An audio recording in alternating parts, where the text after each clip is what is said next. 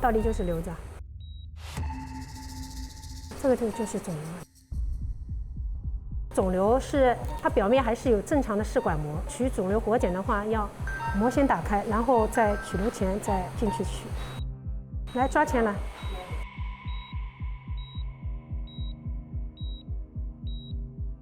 上面你看我推开的是视管膜，下方的是肿瘤。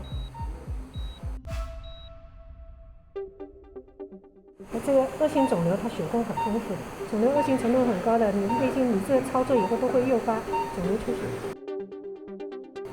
双击给我，先把上面血管稍微烫一下，在边上这个血管烫一下，把这个血管烫一下。这个它是小出血，大出血根本没办法操作。来，取瘤前。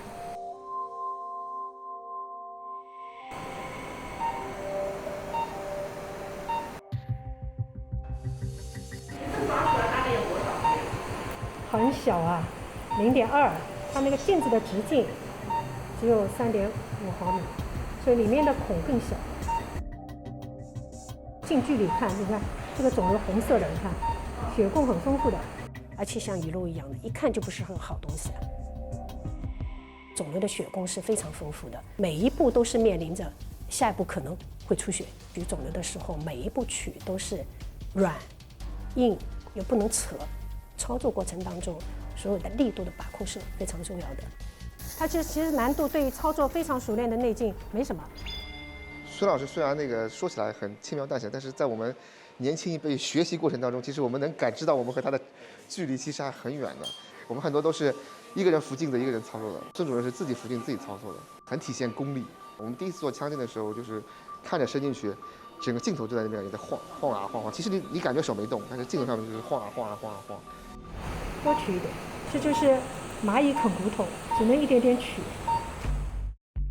一定要拿到足够的病理标本，不光是常规的一个病理检查，恶性肿瘤它的一个基因，这个需要做进一步的分子检测啊，这些突变我们相应就是对应它有没有一些靶向的药物。肿瘤看一